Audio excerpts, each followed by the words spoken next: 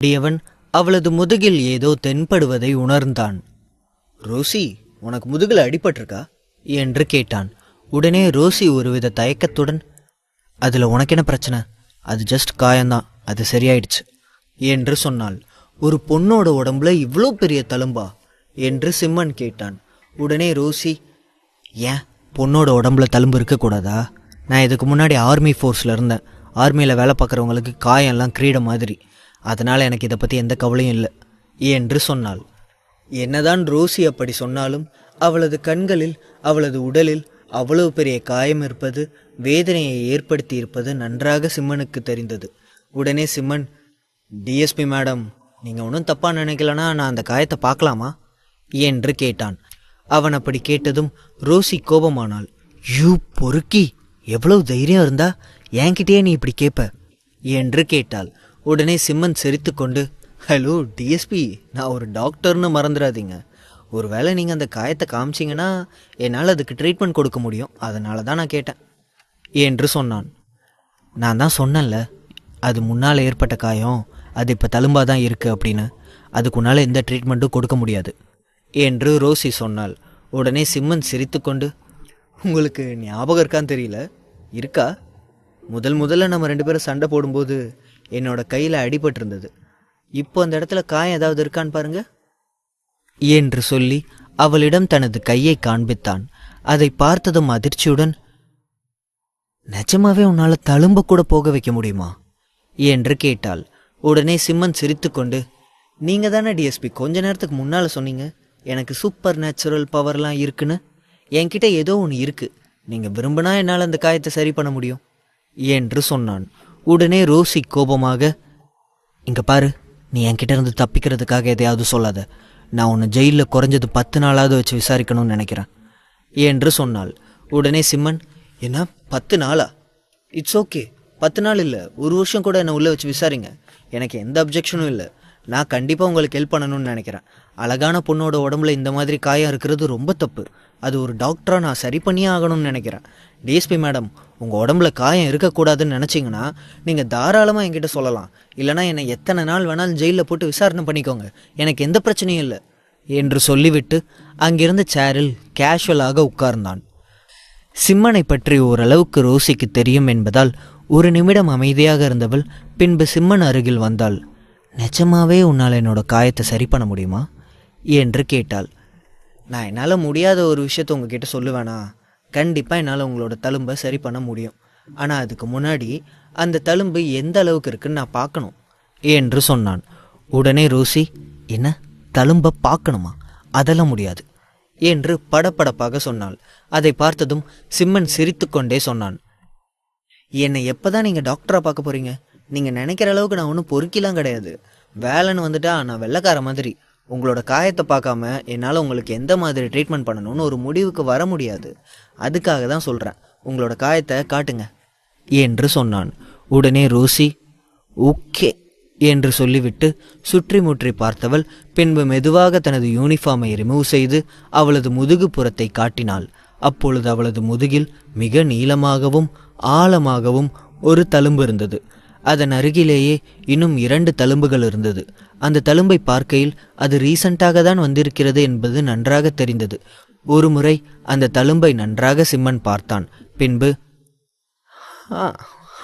பிரச்சனை இல்லை, கண்டிப்பாக அந்த தழும்பை என்னால் சரி பண்ண முடியும் என்று சொன்னான்.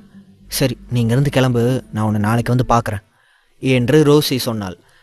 நாளைக்கா? நாளைக்கு எனக்கு ஒரு முக்கியமான வேலை இருக்கே, அதனால் என்னால் நாளைக்கு உங்களை ட்ரீட் பண்ண முடியாது. அதுக்கு அடுத்த நாள் வந்தீங்கன்னா நம்ம பொறுமையாக ட்ரீட்மெண்ட்டை ஸ்டார்ட் பண்ணலாம் என்று சிம்மன் சொன்னான். உடனே ரோசி, ஓகே, நான் அடுத்த நாளே வரேன், நீ கிளம்பு என்று சொன்னாள். என்ன, நான் கிளம்பவா? ஏன்னா நீங்கள் தானே டிஎஸ்பி மேடம் இவ்வளோ தூரம் கூட்டிகிட்டு வந்தீங்க. எனக்கு தெரியாது, என்னை எப்படி கூட்டிகிட்டு வந்தீங்களோ அதே மாதிரி என்னை இங்கேருந்து அனுப்பணும். ஏன்னா இது என்னோடய ப்ரெஸ்டீஜ் சம்மந்தப்பட்டது. நான் ஒன்றும் கிரிமினல் கிடையாது, நீங்கள் இழுத்துட்டு வந்துட்டு திருப்பி நீங்கள் விட்ட உடனே வெளியே போகிறதுக்கு. அதனால் என்னை மரியாதையாக கொண்டு போய் வெளியில் விட்டால் தான் நான் போவேன் என்று சொன்னான். என்ன, உன்னை மரியாதையாக நான் வெளியில் கூப்பிட்டு போகணுமா? அதெல்லாம் என்னால் முடியாது, அது என்னோட ப்ரெஸ்டீஜுக்கு பிரச்சனை என்று ரோசி சொன்னாள். அப்படியா, சரி ஓகே, என்னால் உங்களோட காயத்தையும் க்யூர் பண்ண முடியாது, நீங்கள் லைஃப் லாங் இப்படியே இருங்க என்று சொன்னான். உடனே ரோசி சரி சரி செஞ்சு தொலைக்கிறேன் என்று சொல்லிவிட்டு அவள் முன்னால் செல்ல அவள் பின்னால் சிம்மன் சிரித்துக்கொண்டே சென்றான். பின்பு வெளியில் நின்று இருந்த ஜீப் அருகில் சென்றவள் அங்கு நின்று கொண்டிருந்த ஒரு போலீஸ் ஆஃபீஸரை கையாட்டி கூப்பிட்டாள். அவர், சொல்லுங்க மேம் என்று மிகவும் பவ்யமாக ரோசியின் அருகில் வந்து நின்றார். பின்பு ரோசி, இவர் எங்கே இறக்கி விட சொல்கிறாரோ அவர் அங்கே இறக்கி விட்டுட்டு வாங்க என்று சொன்னாள். ஓகே மேம் என்று சொல்லிவிட்டு அந்த போலீஸ் ஆஃபீஸர் ஜீப்பை எடுக்க அதில் பந்தாவாக ஏறி உட்கார்ந்த சிம்மன் ரோசிக்கு கையை அசைத்துவிட்டு அங்கிருந்து சென்றான். அடுத்த நாள் சிம்மன் கௌதமின் நிச்சயதார்த்த விழாவிற்கு கிளம்பினான். கௌதமின் நிச்சயதார்த்தம் மிகவும் கோலாகலமாக அந்த சிட்டியில் இருந்த 5 ஸ்டார் ஹோட்டலில் ஏற்பாடு செய்யப்பட்டிருந்தது. சிம்மன் அந்த ஹோட்டலுக்குள் நுழைந்ததுமே வாசலில் நின்று கொண்டிருந்த அஜய் வேகமாக கேட்டான், என்ன சிம்மா இப்பதான் வரியா என்று சொல்லிவிட்டு அவனை உள்ளே அழைத்து சென்றான். உடனே சிம்மன், ஹாய் அஜய், கொஞ்சம் டைம் ஆயிடுச்சு என்று சொல்லிவிட்டு அவன் பின்னால் சென்றான். பின்பு இருவரும் அங்கு ஸ்டேஜில் நின்று கொண்டிருந்த கௌதமின் அருகில் சென்றார்கள். கௌதம் சிம்மனை பார்த்ததும் மிகவும் சந்தோஷத்துடன் பேசினான். ஹலோ மை பிரதர் என்று கட்டி கொண்டான். உடனே சிம்மன், இவன் எதுக்கு அடிக்கடி என்னை பிரதர் பிரதர்னு சொல்கிறான், ஒன்றும் புரிய மாட்டேங்குது என்று தனக்குள் சொல்லி கொண்டான். உடனே சுதாரித்து கொண்ட கௌதமோ, அது ஒன்றும் இல்லை, உன்னை பார்த்தா எனக்கு அப்படி கூப்பிடணும்னு தோணுச்சு, அதனால் கூப்பிட்டேன். சரி, என்னோட என்கேஜ்மெண்ட்டுக்கு நீ இவ்வளோ லேட்டாக வருவ என்று கேட்டான். சாரி கொஞ்சம் லேட் ஆயிடுச்சு. அப்புறம் எங்கே மிஸ்டர் கிருபாகரனை காணும் என்று சிம்மன் அந்த அறை முழுவதும் கிருபாகரனை தேடினான். தொடரும்.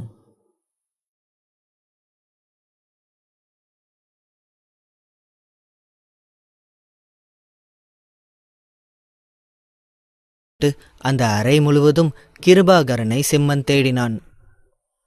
உடனே கௌதம், சிம்மா, உனக்காக தான் தாத்தா அங்கே இருக்கிற ஒரு ஸ்பெஷல் ரூமில் வெயிட் பண்ணிட்டு இருக்காரு.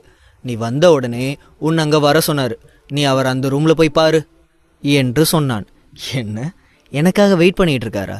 எதுக்காக எனக்கு வெயிட் பண்ணிட்டு இருக்காரு என்று சிம்மன் கேட்டான். அது என்னன்னு தெரியல, தாத்தா தான் சிம்மன் வந்தா அவன் என்னோட ரூமுக்கு அனுப்பி வைன்னு சொன்னார் என்று கௌதம் சொன்னான். சரி, முதல்ல நான் அவரை பார்த்துட்டு வந்துடுறேன், நீ என்ஜாய் பண்ணு என்று சொல்லிவிட்டு வேகமாக கிருபாகரன் இருக்கும் அறைக்குள் சென்றான். கிருபாகரன் அந்த அறையில் ஒரு சேரில் உட்கார்ந்திருக்க அவரது முன்பு அவர் வயது தக்க இன்னொரு வயதானவர் உட்கார்ந்திருந்தார். அவர்கள் இருவரும் சின்சியராக எதையோ பேசிக்கொண்டு இருந்தார்கள். சிம்மன் மிகவும் பவ்யமாக உள்ளே சென்றான். பின்பு, ஹலோ மிஸ்டர் கிருபாகரன் என்று அவரை பார்த்து சிரித்து கொண்டே சொன்னான். சிம்மனை பார்த்ததும் அவரது முகம் 1000 வாட்ஸ் பல்பு எரிவது போல் பிரகாசம் தெரிந்தது. அதை அவர் எதிரில் உட்கார்ந்திருந்த அந்த வயதானவரும் கவனித்தார். பின்பு கிருபாகரனை பார்த்து, நீ சொன்ன அந்த மிராக்கிள் டாக்டர் இந்த பையன்தானா? பார்க்க ரொம்ப சின்ன பையனாக இருக்கான் என்று அவருக்கு எதிரில் இருந்தவர் கேட்டார். உடனே கிருபாகரன் மிகவும் பெருமையாக, ஆமாம், நான் சொன்னது இவன் தான். பார்க்க தான் சின்ன பையன் மாதிரி இருப்பான், ஆனால் அவனோட திறமையெல்லாம் பார்க்கும்போது அவனுக்கும் அவனோட வயசுக்கும் சம்பந்தமே இல்லாத மாதிரி இருக்கும் என்று சொன்னார். பின்பு சிரித்து கொண்டே, வாசிமா, எதுக்கு அங்கே நிற்கிற என்றவனை தனது அருகில் கூப்பிட்டார். உடனே சிம்மன் சிரித்து கொண்டு அவர் அருகில் சென்று நிற்க எதிரில் உட்கார்ந்திருந்த அந்த வயதானவரை சிம்மன் பார்த்தான். உடனே கிருபாகரன், இவர் பேர் வெங்கடேஸ்வரன், இவர் தான் நம்ம கௌதம கல்யாணம் பண்ணிக்க போகிற பொண்ணோட தாத்தா என்று அவரை அறிமுகப்படுத்தி வைத்தார். உடனே சிம்மன் அவரை பார்த்து சிரித்து முடிக்கவும் பவ்யமான குரலில் அவரிடம் பேசினான். ஹலோ சார் என்று. அவனது மரியாதை குணத்தை பார்த்து அந்த வயதானவர் மெய்சிலிர்த்து போனார். இந்த காலத்தில் இப்படி மரியாதை கொடுக்குற பிள்ளைகளை பார்க்குறதே ரொம்ப பெரிய விஷயமா இருக்குது. உன்னை பற்றி மிஸ்டர் கிருபாகரன் நிறைய சொல்லியிருக்காரு. எப்போவாவது நீ ஃப்ரீயாக இருந்தா என்னையும் கொஞ்சம் செக் பண்ண, எனக்கும் வயசாயிடுச்சுல, நானும் நல்லா இருக்கேனான்னு தெரிஞ்சுக்கணும் என்று சொன்னார். உடனே சிம்மன், அதுக்கு என்ன, தாராளமாக பண்ணிடலாம் என்று சொல்லி கொண்டிருக்கும் பொழுதே அந்த அறைக்குள் இன்னொரு 50 வயது தக்க ஒருவர் வந்தார். அவரை பார்த்ததும் வெங்கடேஸ்வரன் சிரித்து கொண்டு சொன்னார், சிம்மா, இவன் தான் என் பையன் திவாகர், அதாவது உன் ஃப்ரெண்டோட மாமனார் என்று அவரை அவனுக்கு அறிமுகம் செய்து வைத்தார். சிம்மன் அவரை பார்த்ததும் மிகவும் பவ்யமாக தனது சிரத்தை தாழ்த்தி கொண்டான். பின்பு, ஹலோ அங்கிள் என்று சொன்னான். அவரும் அவனை பார்த்து சிரித்து கொண்டு பேசினார். ஹலோ தம்பி, உன்னை பற்றி நான் நிறைய கேள்விப்பட்டிருக்கேன். அப்பாவுக்கு கொஞ்சம் உடம்பு சரியில்லை, கொஞ்சம் அவருக்கு என்னென்னு பார்த்து சொல்ல முடியுமா என்று திவாகர் கேட்டார். உடனே சிம்மன், கண்டிப்பா அங்கிள், நான் இப்போவே செக் பண்ணிட்டு சொல்கிறேன் என்று சொன்னவன் அவரின் அருகில் சென்று அவரது பல்ஸை பிடித்து செக் செய்தான். அவரது பல்ஸ் அனைத்தும் நார்மலாக தான் இருந்தது. பின்பு தனது கண்களை மூடிக்கொண்டு மறுபடியும் அவரது பல்ஸை செக் செய்யும் பொழுதுதான் அவரது இதயத்தில் ஒரு பிரச்சனை இருப்பது தெரிய வந்தது. அந்த பிரச்சனையை சாதாரணமாக ஸ்கேனிலோ இல்லை வேறு எந்த கருவிகளாலோ கண்டுபிடிக்க முடியாது. பொதுவாக ஆங்கில டாக்டர்கள் யார் அவரை செக் செய்தாலும் அவருக்கு எந்த நோயும் இல்லை என்றுதான் சொல்வார்கள். சிம்மனின் அதீத சக்தியால் மட்டுமே அவருக்கு இருக்கும் அந்த நோயை கண்டறிய முடிந்தது. அதனால் இப்போதைக்கு அவரிடம் இந்த நோயை சொன்னால் யாரும் நம்ப மாட்டார்கள் என்று சிம்மன் நினைத்தான். பின்பு சிரித்து கொண்டே, சார், உங்களுக்கு எந்த நோயும் இல்லை, நீங்கள் நல்லா நார்மலாக தான் இருக்கீங்க. உங்களோட சாப்பாட்டில் மட்டும் கொஞ்சம் எக்ஸ்ட்ரா கேர் எடுத்து டயத்துக்கு சாப்பிடுங்க.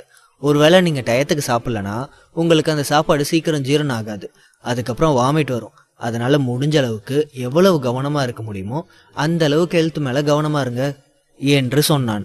சிம்மன் சொன்னதை கேட்டதும் திவாகர் சிரித்து கொண்டு சொன்னார், டாக்டர், எனக்கு இப்போதான் நிம்மதியாக இருக்குது. ஏன்னா ஏற்கனவே எங்கள் அப்பாவுக்கு அடிக்கடி உடம்பு சரியில்லாமல் போச்சு. நீங்கள் சொன்ன மாதிரியே அவர் அடிக்கடி வாமிட் எடுத்துகிட்டு இருந்தார். ஹாஸ்பிட்டல் கொண்டு போய் எல்லா செக்கப்பும் எடுத்து பார்த்தோம். அப்பாவை செக் பண்ண டாக்டர் எல்லாருமே எந்த ஒரு நோயும் இல்லை, அவர் நார்மலாக தான் இருக்காருன்னு சொன்னாங்க. ஆனாலும் அதையும் மீறி அவருக்கு ஏதாவது நோய் இருக்குமான்னு எனக்கு பயமாக இருந்தது. அதனால தான் உங்களை பற்றி கேள்விப்பட்ட உடனே இன்றைக்கி உங்களை வச்சு அப்பாவை பார்த்துணுன்னு நினச்சேன். இப்போ நீங்களும் அப்பாவுக்கு எதுவும் இல்லைன்னு சொன்னதும் தான் எனக்கு நிம்மதியாக இருக்குது. ரொம்ப சந்தோஷம் என்று சொன்னார். உடனே சிம்மன் ஒரு மாதிரி சிரித்து விட்டு சொன்னான், அவருக்கு எதுவும் இல்லை தான், ஆனால் எதுக்கும் ஒரு ஹாஸ்பிட்டலில் வச்சு ட்ரீட் பண்ணுறது நல்லது என்று சிம்மன் சொன்னான். அதை கேட்டதும் திவாகர் சற்று கோபத்துடன் சொன்னார், என்ன தம்பி, இப்போதான் அப்பாவுக்கு எந்த நோயுமே இல்லைன்னு சொன்னீங்க, அதுக்குள்ளே அப்பாவை ஹாஸ்பிட்டல் வச்சு பார்க்கணுன்னு சொல்கிறீங்க என்று கேட்டார். உடனே சிம்மன், அவரோட பல்ஸை செக் பண்ணி பார்த்ததில் அவருக்கு எந்த நோயும் இல்லை தான், ஸ்கேன் பண்ணாலும் எந்த நோயும் இல்லை தான். அவருக்கு வயசு அதிகமாகிடுச்சு, அவரோட உடல் உறுப்புகள் எல்லாம் முன்னாடி மாதிரி இப்போ ஒர்க் ஆகாது. அதுக்காக தான் அவருக்கு இன்னும் நல்லா செக்கப் கொடுத்து நல்ல ஒரு ரெஸ்ட்டு கொடுக்கலாமேன்னு சொன்னேன் என்று சொன்னான். உடனே திவாகர், இல்லை அதெல்லாம் வேண்டாம், என்னோட அப்பாவுக்கு ஹாஸ்பிட்டல்னாலே பிடிக்காது, அவருக்கு ஹாஸ்பிட்டலில் இருக்கிறதுனாலே அலர்ஜி, அவருக்கு எதுவும் இல்லை, அவர் நல்லா தான் இருக்காருங்கிறதே போதும், அவர் ஹாஸ்பிட்டல் போகணுன்னு எந்த அவசியமும் இல்லை. அப்பாவை நீங்கள் செக் பண்ணியாச்சுன்னா இப்போ நீங்கள் கிளம்பலாம் என்று திவாகர் முகத்தில் அடித்தார் போல் சொன்னார். அது அங்கிருந்த கிருபாகரனையும் ஒரு மாதிரி ஆக்கியது. திவாகர் ஏன் அப்படி சொல்கிறார் என்று சிம்மனுக்கு நன்றாக புரிந்தது. ஏனென்றால் வெங்கடேஸ்வரன் ஃபேமிலி ஒன்றும் சாதாரண ஃபேமிலி கிடையாது.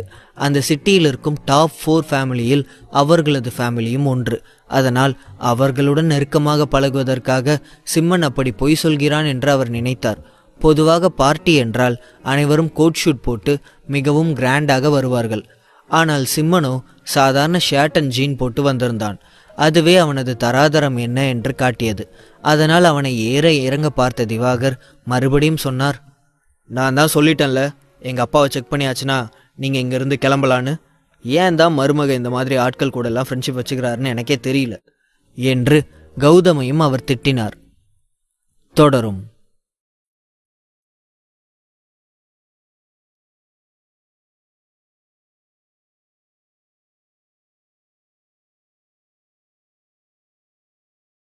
மறுபடியும் திவாகர் சிம்மனை வெளியே போக சொல்வதை பார்த்ததும் சற்று கோபத்துடன் பேசினார். இங்க என்ன நடக்குது? அது யாருன்னு நினைச்சு நீங்க எல்லாம் இப்படி பேசிட்டு இருக்கீங்க என்று கேட்டார். திடீரென்று கிருபாகரன் அப்படி கோபப்பட்டதை பார்த்ததும் முதலில் வெங்கடேஸ்வரன் அதிர்ந்து போனார். பின்பு, சாரி மிஸ்டர் கிருபாகரன், எல்லாம் என்னோட தப்பு தான் என்று சொன்னவர் தனது மகனை திரும்பி பார்த்தார். திவாகர், இது என்ன பழக்கம்? யாரா இருந்தாலும் மதிச்சு பழகணும்னு சொல்லியிருக்கனா இல்லையா என்று கோபமாக கேட்டார். அப்பா, அது எனக்கும் தெரியும், ஆனால் இதோ நிற்கிறானே இந்த பையனை பார்த்தா உங்களுக்கு நல்ல அபிப்பிராயம் வருதா? இவனை போய் மிராக்கிள் டாக்டர்னு சொல்கிறீங்களே, இவனோட ட்ரெஸ்ஸை பார்த்தாலே இவனோட தகுதி என்னன்னு தெரியலையா? இந்த மாதிரி ஆளுங்களெல்லாம் நம்ம பக்கத்தில் விடுறதே தப்புப்பா. நம்மளெல்லாம் அவங்க தப்பாக யூஸ் பண்ணி நம்மக்கிட்ட இருந்து பணம் பறிக்க தான் பார்ப்பாங்க. இவனும் அப்படி தான் நம்மக்கிட்ட பணம் பறிக்க பார்க்குறான். நீங்கள் ரொம்ப ஹெல்த்தியாக ஆரோக்கியமாக தான் இருக்கீங்க, உங்களுக்கு எதுவுமே இல்லை. ஆனாலும் உங்களை வந்து அவன் ஹாஸ்பிட்டலில் போய் தங்க சொல்கிறான். இதிலிருந்து தெரியல அவன் நம்மக்கிட்ட போய் சொல்லி காசு சம்பாதிக்க பார்க்குறான்னு என்று திவாகர் சொன்னார். திவாகர், எதா இருந்தாலும் யோசிச்சு பேசு, வார்த்தையை விடாத. அந்த பையன் ஒன்றும் யாரோ சொல்லி இங்கே வந்த பையன் இல்லை, மிஸ்டர் கிருபாகரன் சொல்லி வந்த பையன். நம்ம யாருக்கு மதிப்பு கொடுக்காட்டாலும் அவருக்கு மதிப்பு கொடுக்கணும். எனக்கு அவர் மேலே நம்பிக்கை இருக்குது என்று சொன்னவர் பின்பு அங்கு நின்று கொண்டிருந்த சிம்மனை பார்த்தார். இங்கே பாரு தம்பி, எனக்கு உன் மேலே முழு நம்பிக்கை இருக்குது. நீ ஹாஸ்பிட்டலில் என்னை செக்கப்புக்கு போக சொல்கிறத பார்த்தாலே தெரியுது எனக்குள்ளே ஏதோ ஒரு நோய் இருக்குன்னு. நீ தாராளமாக சொல்லு எனக்கு என்ன நோயின்னு. ஹாஸ்பிட்டலில் போய் நிச்சயமாக ட்ரீட்மெண்ட் எடுத்துக்கணுமா என்று கேட்டார்.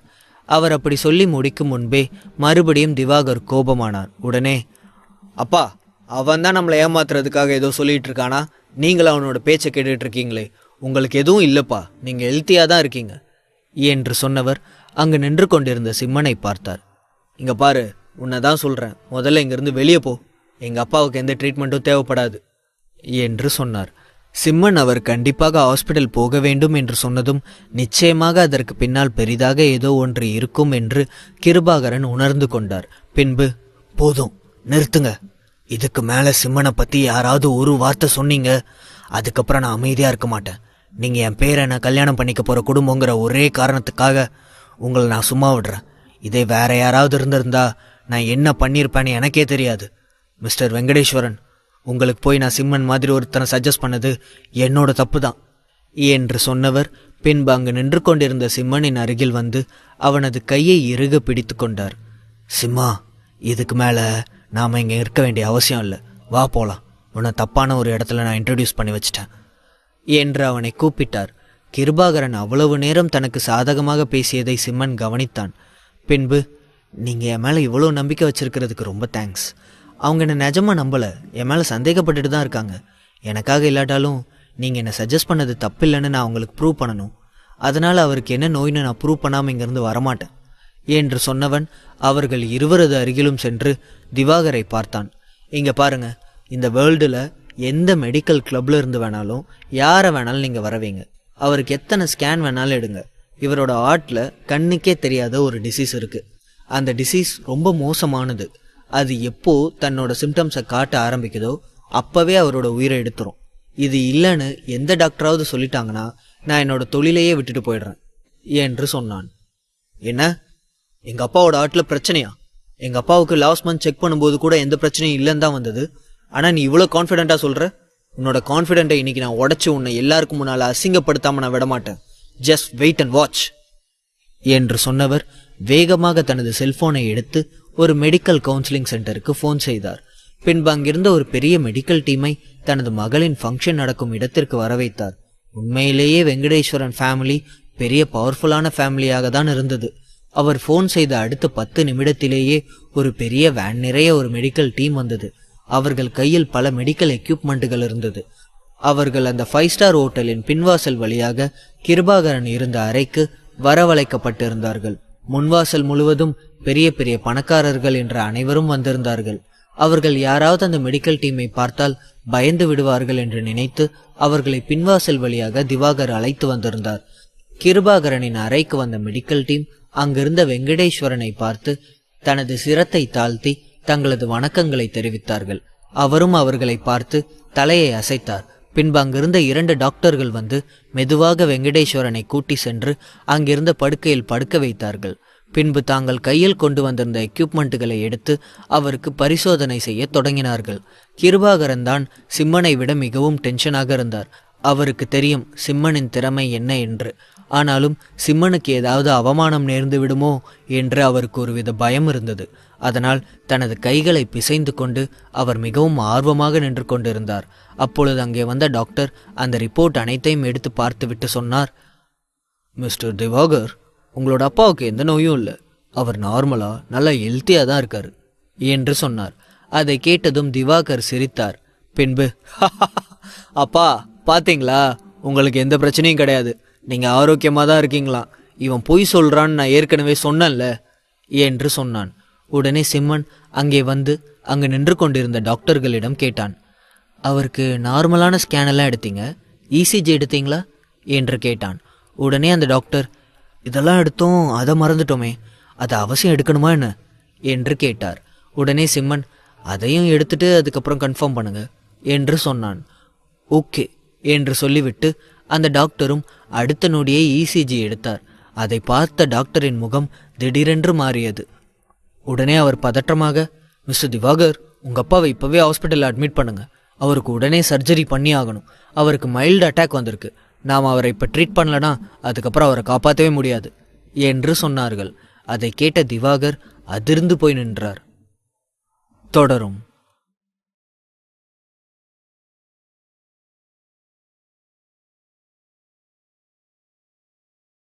உங்கள் அப்பாவை உடனடியாக ஹாஸ்பிட்டலில் அட்மிட் பண்ணியே ஆகணும்.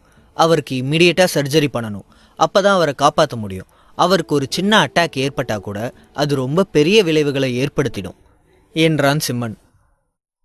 இப்போ கல்யாண நேரத்தில் எப்படி? கல்யாணம் நல்லபடியாக முடிஞ்சதுக்கப்புறம் என்று திவாகர் தயக்கத்தோடு கேட்க, நோ மிஸ்டர் திவாகர், உங்களுக்கு சீரியஸ்னஸ் புரியலைன்னு நினைக்கிறேன். ஒரு உயிரை காப்பாற்றுறது தான் ரொம்ப கஷ்டம். உங்கள் அப்பாவோட ப்ராப்ளமை ஈஸியாக ஐடென்டிஃபை ஆகிற ப்ராப்ளம் கிடையாது. ஸோ ஒரு வேளை அவருக்கு உடனடியாக ட்ரீட்மெண்ட் கொடுக்கலனா அதுக்கப்புறம் அவரை காப்பாற்றவே முடியாமல் கூட போயிடலாம். வருமுன் காப்போன்னு சொல்லுவாங்கள்ல. இப்போ நீங்கள் சிவியராக ஆக்ஷன் எடுக்கலனா பின்னாடி வருத்தப்பட்டு எந்த பிரயோஜனமும் கிடையாது என்றான் சிம்மன். இவர்கள் பேசிக்கொள்வது வெங்கடேஸ்வருக்கு கேட்கவில்லை. அவர் கைகளை அசைத்து சைகை மூலமாக சிம்மனையும் திவாகரையும் அழைத்தார். இருவரும் அவருக்கு அருகில் சென்று நின்று கொள்ள அவர் மெல்லிய குரலில், என்னாச்சுப்பா? எதுக்காக ரெண்டு பேரும் இவ்வளோ சீரியஸாக டிஸ்கஸ் பண்ணிட்டு இருக்கீங்க? என்ன டாக்டர், நான் தேர மாட்டேனா என்று சொல்ல திவாகர் சட்டனை இடைமறித்து, அப்பா எதுக்குப்பா இப்போ இப்படிலாம் பேசுறீங்க? உங்களுக்கு ஒன்றும் ஆகாது. நீங்கள் இன்னும் ரொம்ப வருஷத்துக்கு நல்லா இருப்பீங்க என்றார். திவாகர் தன் தந்தை மீது மிகுந்த பாசம் வைத்திருந்தார். நான் சொல்கிறத கொஞ்சம் கேளு திவாகர். என்னை இப்போதைக்கு ஹாஸ்பிட்டலில் சேர்க்க வேண்டாம். ஏன்னா என்று சொல்லி முடிப்பதற்குள் அவன் பதட்டத்தோடு, அப்பா என்று பதறினார். முதல்ல நான் சொல்கிறத கேளு திவாகர், அவசரப்படாத. நான் என்ன சொல்ல வரேன்னா, எனக்கு வயசாயிருச்சு. நான் வாழ்ந்து முடிச்சிட்டேன். இப்போ என் மனசில் இருக்கிற ஒரே ஒரு ஆசை, என் பேத்தியோட கல்யாணத்தை கண்குளிர பார்க்கணும். அது மட்டும்தான். இன்னும் கொஞ்ச நேரத்தில் என் பேத்திக்கு கல்யாணம் நடக்க போகுது. இந்த நேரத்தில் நான் ஹாஸ்பிட்டலுக்கு போக விரும்பலை. எதுவாக இருந்தாலும் நான் கடைசி வரைக்கும் அவள் கூட தான் இருப்பேன். ஃபங்க்ஷன் முடிகிற வரைக்கும் எனக்கு வேறு எதுவும் தேவையில்லை. என்னை மண்டபத்துக்கு கூட்டிகிட்டு போ திவாகர் என்றார் வெங்கடேஸ்வரன். அவர் குழந்தைத்தனமாக கெஞ்சுவதை பார்த்த பிறகு திவாகரால் மறுக்க முடியவில்லை. அப்பா, முதல்ல உங்கள் உடம்பை பார்க்கணும் இல்லையாப்பா? உங்களுக்கு உடம்பு சரியில்லாத இந்த நேரத்தில் என்று சொல்லிக் கொண்டிருக்கும் போதே வெங்கடேஸ்வரன் அவரை இடைமறித்து, டேய் போதுண்டா, நிறுத்து. சும்மா எதிர்த்து பேசிட்டே இருக்காத. ஆப்ரேஷன் எப்போ வேணாலும் பண்ணிக்கலாம். என் உடம்புல பிரச்சனை இருக்கிறது உண்மைதான். ஆனால் நான் இன்றைக்கே இறந்து போக போகிறது இல்லையே. இத்தனை நாளும் எப்படி இருந்தேனோ அதே மாதிரி இன்றைக்கும் அப்படியே இருந்துட்டு போகிறேனே. என் பேத்தியோட கல்யாணத்தை கண்ணார பார்க்கணும் போல இருக்குதுப்பா. முதல்ல இந்த ஃபங்க்ஷன் நல்லபடியாக முடியட்டும் என்றார் வெங்கடேஸ்வரன். அப்படி சொல்லாதீங்க சார். நீங்கள் நல்லா இருந்தால் தானே உங்கள் மகனும் பேத்தியும் சந்தோஷமாக இருப்பாங்க. உங்களுக்கு இருக்கிறது ஒரு வினோதமான ப்ராப்ளம். அது எப்போ எப்படி வேலை செய்யணும்னு யாராலையும் யூகிக்க முடியாது. நீங்கள் உடனடியாக ஐசியூவில் அட்மிட் ஆகிறது தான் நல்லது. இங்கே மருத்துவ உபகரணங்கள் ரொம்ப கம்மியாக தான் இருக்குது என்று டாக்டர்கள் வெங்கடேஸ்வரனை அறிவுறுத்தினார்கள். ஆனால் வெங்கடேஸ்வரன் யார் பேச்சையும் கேட்பதாக இல்லை. இல்லை, நீங்கள் யார் என்ன சொன்னாலும் சரி, என் பேத்தியோட விசேஷத்தை தவிர எனக்கு என் உயிர் பெருசில்லை. இதெல்லாம் எனக்கு தேவையில்லை. ப்ளீஸ் என்னை யாரும் கட்டாயப்படுத்தாதீங்க. என்னை என் பேத்திக்கிட்ட கூட்டிகிட்டு போங்க என்று பிடிவாதமாக கூறினார். அவர் மருத்துவரின் ஆலோசனையை கொஞ்சம் கூட மதிக்கவில்லை. அவருடைய பேச்சை கேட்பதை தவிர வேறு வழி தெரியவில்லை. திருமண மண்டபம் நிரம்பி வழிந்தது. மேல சத்தம் முழங்கியது. நாதஸ்வர இசை ஒலித்து கொண்டிருந்தது. அந்த மண்டபமே கலைபரமாக காட்சியளித்தது. பெண்கள் அனைவரும் அழகாக உடை உடுத்தி அங்குமிங்குமாக அலைந்து திரிந்து கொண்டிருந்தார்கள். ஆடவர்கள் அனைவரின் கண்களும் அவர்கள் மீதுதான் இருந்தது. கலகலப்பாக சிரித்து விளையாடி கொண்டிருந்தார்கள். திருமணம் மிகவும் ஆடம்பரமாக தயாராகி கொண்டிருந்தது. இன்னும் சிறிது நேரத்தில் திருமணம் நடக்க இருந்தது. அப்போது சில அழகிய பெண்கள் தேவதைகளைப் போல உடையணிந்து வந்து நடனமாடி எல்லோரையும் மகிழ்வித்தார்கள். அதன் பிறகு சில ஆண்கள் நடனமாடியபடி மணமகன் கௌதமை அழைத்து வந்தார்கள். அழைத்து வந்து மணமேடையில் அமர வைத்தார்கள். மறுபக்கம் மணமகளின் தோழிகள் மணமகளை அழைத்து வந்து மணமேடையில் உட்கார வைத்தார்கள். கௌதம் மணமகனாக மேடையில் அமர்ந்திருந்தான். அவனுக்கு அருகில் திவாகரின் மகள் அமர்ந்திருந்தாள். இருவருக்கும் ஜோடி பொருத்தம் நன்றாக இருந்தது. அங்கே வந்திருந்தவர்கள் அனைவரும் அதை பற்றி தான் பேசிக்கொண்டிருந்தார்கள். இந்த திருமணத்திற்கு வசதி படைத்தவர்கள் பலரும் ஆடம்பரமாக வந்திருந்தார்கள். அவர்களுக்கு நடுவே சிம்மன் மிகவும் எளிமையாக உடையணிந்து அமைதியாக அமர்ந்திருந்தான். ஒரு பக்கம் கோலாகலமாக எல்லோரும் சந்தோஷமாக ஆடிப்பாடி ரசித்து கொண்டிருந்தாலும், மறுபக்கம் வெங்கடேஸ்வரனுக்கு என்ன ஆகுமோ ஏதாகுமோ என்ற பதட்டமும் அவர்களுக்கு இருந்தது. வெங்கடேஸ்வரன் ஒரு ஓரமாக வீல் சேரில் அமர்ந்திருந்தார். சிம்மன் அமைதியாக எல்லாவற்றையும் ரசித்து கொண்டிருந்தான். அவன் கார்னர் சேரில் அமர்ந்திருக்கும் போது அங்கே ஒரு பெண் வேகமாக செல்லும்போது சிம்மனை தெரியாமல் இடித்து விட்டாள். அதில் சிம்மன் கையில் இருந்த கர்ச்சீஃப் கீழே விழுந்து விட்டது. அதை எடுத்துக்கொண்டு நிமிர்ந்து பார்க்கும்போது எதேச்சையாக அவன் ஒருவரை கவனித்தான்.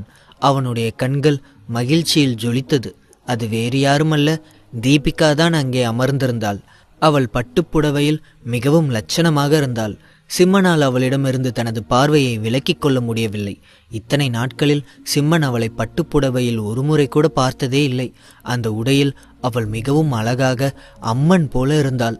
ஆனால் அவள் யாரையுமே கவனிக்கவில்லை. தீபிகா தனது செல்போனில் வீடியோ கேம் விளையாடி கொண்டிருந்தாள். அதனால் அவள் யாரையுமே கவனிக்கவில்லை. சிம்மன் உடனே எழுந்து அவளுக்கு அருகில் சென்றான். தீபிகாவுக்கு அருகில் ஒரு பெண் அமர்ந்திருந்தாள்.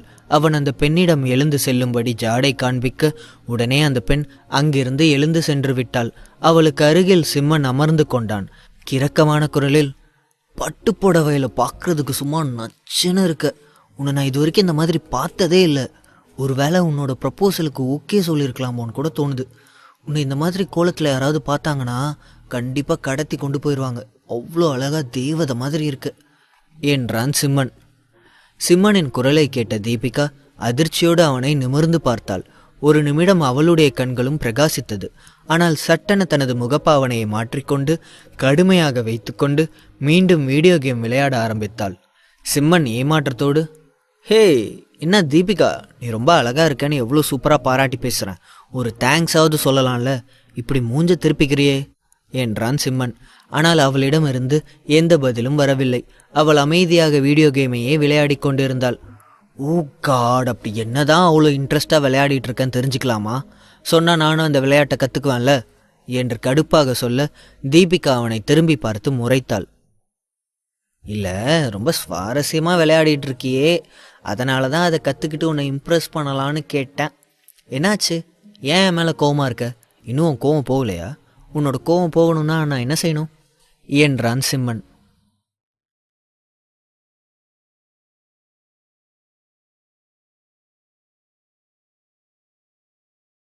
அதனால தான் அதை கற்றுக்கிட்டு உன்னை இம்ப்ரெஸ் பண்ணலான்னு கேட்டேன். என்னாச்சு? ஏன் என் மேலே கோவமாக இருக்க? இன்னும் உன் கோவம் போகலையா? உன்னோட கோவம் போகணும்னா நான் என்ன செய்யணும் என்றான் சிம்மன். தீபிகா கோபத்தோடு தனது சேலை தலைப்பை உதறியபடி கோபமாக எழுந்து சென்று வேறு ஒரு நாற்காலியில் அமர்ந்து கொண்டாள். கடுமையான முகத்தோடு வேண்டுமென்றே வீடியோ கேம் விளையாடுவதை கண்டினியூ செய்தாள். அவள் தன்னை அவாய்ட் பண்ணுகிறாள் என்று சிம்மனுக்கு நன்றாக புரிந்தது. ஆனால் அவன் அதை பெரிதுபடுத்துவதாக இல்லை. அவன் உடனே எழுந்து சென்று அவளுக்கு அருகில் அமர்ந்து கொண்டான். உனக்கு என்ன வேணும்? எதுக்காக நான் எங்கே போனாலும் என் கூடவே வர? தயவு செஞ்சு என்னை கொஞ்சம் தனியாக விடுறியா? அன்னைக்கு மனசு விட்டு என் காதலை சொல்லும்போது நீ என்னை நிராகரிச்சிட்டல்ல, அந்த நேரத்தில் என் மனசு எந்த அளவுக்கு காயப்பட்டிருக்குன்னு கொஞ்சம் கூட யோசிக்கவே இல்லைல்ல. ஒரு பொண்ணுக்கிட்ட எப்படி நடந்துக்கணும்னு கூட தெரியல. இப்போ மட்டும் எதுக்காக என் கூட பேச வந்திருக்க என்று ஆத்திரத்தோடு கேட்டாள். இதோ பாரு, நீ சொல்கிறதெல்லாம் கரெக்டு தான். நான் நமக்குள்ளே காதல் இல்லைன்னு சொன்னேன். அதுக்காக நம்ம 2 பேரும் ஃப்ரெண்ட்ஸ் இல்லைன்னு ஆயிடுமா தீபிகா? எனக்கு உன் மேலே காதல் வரலனா நான் உன் கூட பேசவே கூடாதா? உன்னை விட்டுட்டு போயிடணுமா? நான் அப்படி என்ன தப்பு பண்ணேன்? உன் மனசில் இருக்கிறத நீ சொன்ன, அதே மாதிரி என் மனசில் இருக்கிறத நான் சொன்னேன். அதுக்கேன் இவ்வளோ கோவம்? நான் சொல்கிறத கொஞ்சம் கேளு தீபிகா என்று சொல்ல அவள் சட்டென இடைமறித்து, வேண்டாம், நீ எதுவும் சொல்ல வேணாம், நானும் எதையும் கேட்க வேண்டாம். ஏற்கனவே நீ சொல்ல வேண்டியதை சொல்லியாச்சு. அதையே இன்னும் முழுசாக மறக்க முடியல என்னால். இப்போ மறுபடியும் எதையாச்சும் பேசி என் மனசை காயப்படுத்தாத சிம்மன். நான் எதையும் கேட்க தயாராக இல்லை. கொஞ்ச நேரம் வாயை மூடிட்டு இருக்கிறதா இருந்தா இரு, இல்லைனா நான் வேற எங்கேயாச்சும் எழுந்து போயிடுவேன் என்றாள் தீபிகா. நீ எங்கே போனாலும் நான் உன் பின்னாடியே வருவேன் என்றான். ஐயோ, ஏன் என்னை டார்ச்சர் பண்ணுற என்று சத்தமாக கேட்க அவர்களுக்கு முன்னால் இருந்தவர்களுள் சிலர் இருவரையும் திரும்பி பார்த்தார்கள். உடனே அவள் மெதுவாக, இப்போ இதுக்கு என்ன டார்ச்சர் பண்ற, தயவு செஞ்சு இங்கேருந்து போயிடு என்றாள். முடியாது தீபிகா, கண்டிப்பாக என்னால் உன்னை விட்டு போக முடியாது. நான் உன் காதலை நிராகரிக்கும் போது எந்த அளவுக்கு கஷ்டமாக இருந்துச்சோ அதே அளவுக்கு தான் நீ என்னை இப்போ கஷ்டப்படுத்துகிற. I really need your friendship Deepika என்றான். சும்மா நடிக்காத சிம்மன், எப்போவும் எல்லாருக்கும் நல்லவனாக இருக்க முடியாது. ஒரு முறை என் மனசை உடைச்சது தான். இனிமேல் அதை ஒட்ட வைக்க முடியாது. தயவு செஞ்சு மேற்கொண்டு எதுவும் பேசி என் மனசை காயப்படுத்தாமல் இங்கேருந்து போயிடு என்றாள். அவளுடைய வருத்தம் சிம்மனுக்கு நன்றாகவே புரிந்தது. அவன் அவளை எப்படியாவது சமாதானப்படுத்திவிட வேண்டும் என்று நினைத்தான்.